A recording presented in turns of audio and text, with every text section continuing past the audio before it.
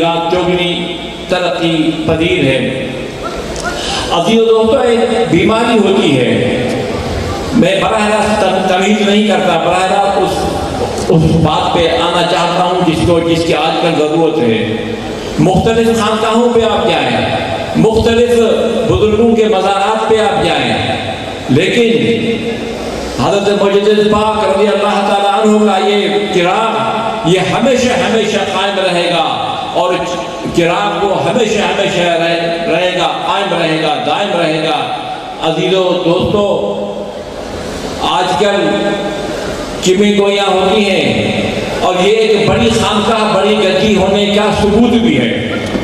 मुझसे किसी ने पूछा कि आप गद्दी नशीन हैं? मैंने कहा जी मैं गद्दी नशीनी के लायक तो नहीं हूँ, लेकिन यारों कश मुझे आप कह सकते हैं। और मैं अल्हम्दुलिल्लाह हज़रत मुजद्दिद पाक से लेके मेरे